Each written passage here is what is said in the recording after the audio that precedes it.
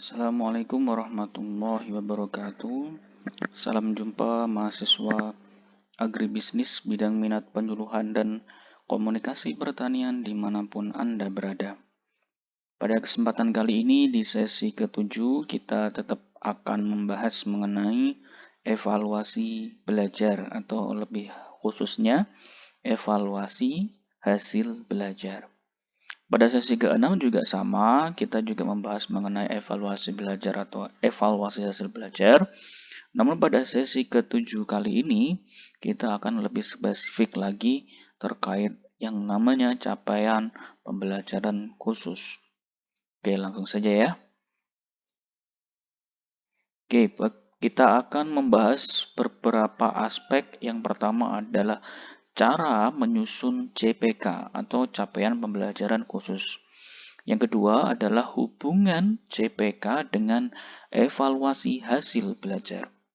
Ya, jadi CPK itu nanti akan berhubungan dengan evaluasi hasil belajar.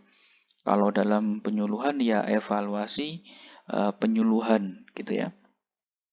Yang ketiga adalah jenis tes evaluasi hasil belajar. Nah, jenis-jenis tesnya itu seperti apa saja nanti kita akan bahas. Yang pertama adalah kita bahas dulu tentang CPK. Coba saudara sekalian tebak CPK mana yang benar. Yang pertama adalah peserta kursus tani diberi kesempatan berlatih menyuntik ayam. Oke, yang pertama ya. Peserta kursus tani diberi kesempatan berlatih menyusun ayam. Kemudian yang kedua adalah peserta kursus tani dapat menyuntik ayam sesuai dengan langkah-langkah yang dituliskan dalam modul pembelajaran.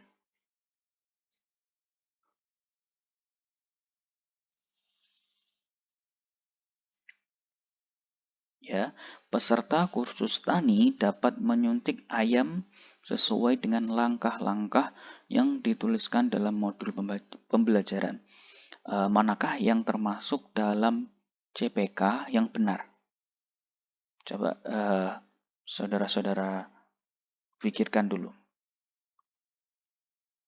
Sudah? Ya, benar sekali ya. Semoga jawaban kita sama. Jadi yang pertama itu tidak ada kata kerja operasional. Kenapa? Kata kerja operasional itu adalah kata kerja yang apabila kita menilai kata kerja tersebut langsung dapat dinilai. Artinya kelihatan. Tidak misalkan mendemonstrasikan dengan mengetahui saja. Kalau mengetahui saja masih lebih operasional mendemonstrasikan. Artinya dia itu lebih kelihatan oleh indera gitu ya. Berarti bukan CPK yang benar. Oke, lanjut yang kedua. Peserta kursus tani dapat menyuntik ayam sesuai dengan langkah-langkah yang ditulis dalam modul pembelajaran. Kita coba, ya, hasil dapat diamati secara jelas dan dilaksanakan setelah pembelajaran atau penyuluhan. Nah, CPK ini sebenarnya adalah rencana, tetapi harus mengindikasikan bahwa apa yang dapat dilakukan oleh pihak yang disuluh atau dalam hal ini peserta didik, kalau dalam penyuluhan yaitu pihak yang disuluh, itu setelah melakukan misalkan kursus tani, keterampilan yang akan dimiliki apa? Nah, berarti dia itu dapat menyuntik ayam sesuai dengan langkah-langkah yang dituliskan dalam modul pembelajaran. Kalau yang pertama tidak ada dapat menyuntik. Ya, dapat menyuntik ini adalah kata kerja operasional yang langsung dapat diamati. Kalau yang pertama hanya diberi kesempatan untuk berlatih menyuntik ayam, berarti tidak bisa diamati. Nah, karena kita akan nanti korelasinya atau hubungannya nanti dengan evaluasi hasil belajar atau evaluasi hasil penyuluhan. Oke, berarti yang kedua ini benar ya. Nah, tadi sempat disinggung juga kata kerja operasional. seperti apa sih kata kerja operasional, apa saja, terus kata kerja yang tidak operasional itu yang bagaimana. Nah, kita akan jelaskan. Ini dia. Jadi kata kerja operasional, kemudian ada juga kata kerja non-operasional. Ingat ya, kalau kata kerja operasional itu dia langsung bisa diamati. Oke, seperti mengerjakan, menunjukkan, kemudian menceritakan, membedakan, menuliskan, menggambarkan, menjalankan, mendemonstrasikan, ya kan? Memasang, membongkar, merumuskan, mendefinisikan, terus menggerakkan, membedakan, mengelompokkan, mengurutkan, terus menghitung, meringkas, menganalisis, membandingkan, memilih, dan menghubungkan. Kalau kata kerja non operasional itu adalah mengerti, ya, mengerti berarti harus perlu diamati lebih dalam, tidak bisa langsung diamati dengan indera misalkan penglihatan, gitu ya.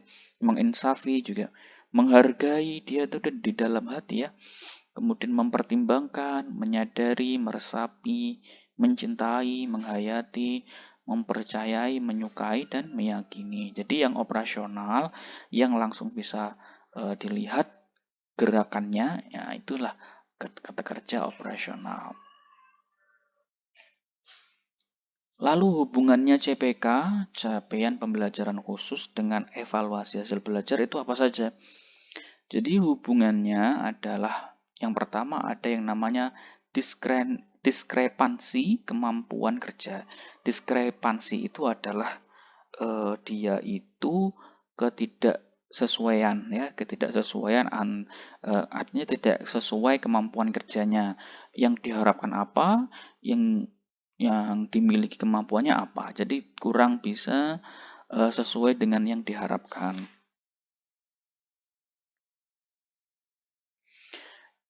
Kemudian cara menyelesaikannya adalah ya kita menyusun CPK. Nah, misalkan petani itu atau pihak-pihak yang disuluh itu mengalami diskrepansi kemampuan kerja, dia tidak sesuai kemampuan kerjanya. Yang diharapkan apa, kemudian kemampuannya apa gitu ya.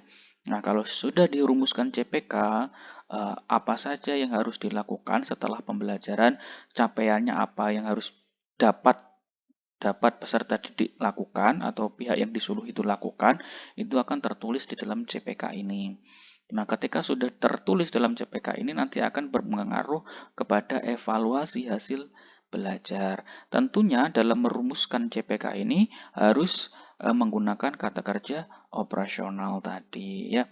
Nah, jadi evaluasi hasil belajar ini nanti akan dilihat dari ketercapaian CPK ini apa tidak.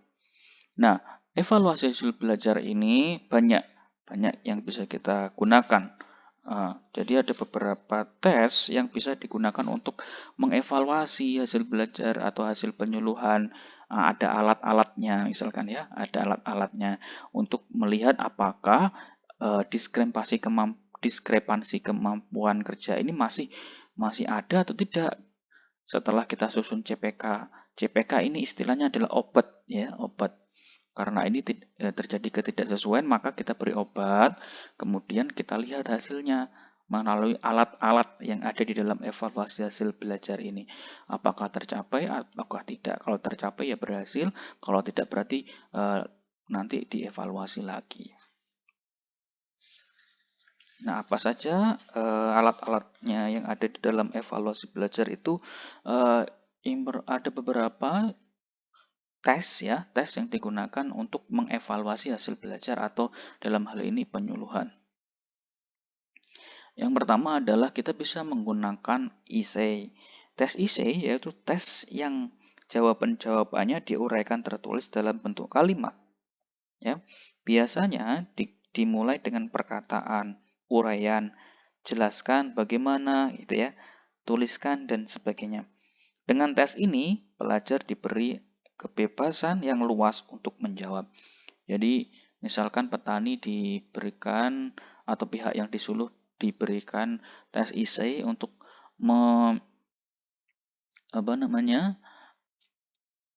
menguji apakah CPK yang diharapkan itu tersampaikan atau tidak ya. Nah, namun dalam memilih setiap alat pada evaluasi hasil belajar ini harus disesuaikan dengan CPK-nya. Misalkan CPK-nya mendemonstrasikan, berarti kan gerakan tubuh, berarti harus disesuaikan dengan tes apa yang cocok dengan yang menunjukkan demonstrasi itu. Kemudian yang kedua adalah tes oral. Ya, tes oral. Tes oral itu adalah tes yang harus dijawab secara lisan. Artinya kita nanti memberikan tes secara lisan ya, bisa seperti kayak wawancara gitu ya. Kemudian tes objektif yang terdiri dari tes salah benar, true false test, tes pilihan ganda, multiple choice test, atau tes menjodohkan, matching test atau association test, dan tes melengkapi, completion test ya. Jadi tes objektif itu ada, jadi bukan tes objektif itu bukan hanya pilihan ganda, tapi ada salah benar ya, ada tes pilihan ganda, kemudian ada tes menjodohkan, dan ada tes melengkapi. Oke. Lalu ada tes performansi. Nah, ini yang cocok dengan ketika saudara menyusun CPK yang menggunakan kata kerja operasional yang mendemonstrasikan tadi. Nah, kalau kata kerja operasional pada CPK itu menggunakan mendemonstrasikan, akan lebih baik apabila kita mengamati evaluasi hasil belajarnya menggunakan alat tes performansi. Karena tes performansi ini adalah tes perbuatan, yaitu tes untuk mengukur hasil belajar yang berupa perbuatan. Lalu tes sikap. Nah, tes sikap ini yaitu tes mengukur hasil belajar yang berupa perbuatan sikap. Ya, kalau dalam pendidikan itu ada namanya 3 aspek. Yang pertama adalah afektif, kemudian kognitif dan psikomotorik. Ya, afektif itu adalah sikap. Sikap itu ada sikap moral, sosial, ya di dalamnya. Nanti akan dibagi-bagi lagi sikap itu. Ada sikap spiritual, ada sikap sosial, gitu misalkan. Nah, kemudian kognitif. Kalau kognitif nanti pengetahuan nanti cocoknya ya IC, oral, bisa objektif bisa. Kemudian kalau psikomotorik berarti dia yang perbuatan. Nah, kalau perbuatan ya performansi kayak yang mendemonstrasikan tadi. Kalau sikap ya yang afektif tadi. Jadi kelima ini kalau dalam pendidikan itu dirumuskan menjadi 3 aspek, afektif, kognitif, dan psikomotorik. Oke, itu saja saudara-saudara sekalian. Semoga materi yang kami sampaikan dapat bermanfaat dan tetap semangat. Kita sudah memasuki sesi 7 dan kemudian akan dilanjutkan sesi 8 dengan materi rencana pengajaran atau lebih dikenal sebagai rencana pelaksanaan pembelajaran misalnya ya. Sebenarnya sama saja. Nanti itu adalah penerjemahan lebih kompleks tentang CPK tadi. Oke, nanti kita jelaskan. Oke, kurang lebihnya saya mohon maaf. Wassalamualaikum warahmatullahi wabarakatuh. Tetap semangat, salam sukses untuk kita semua.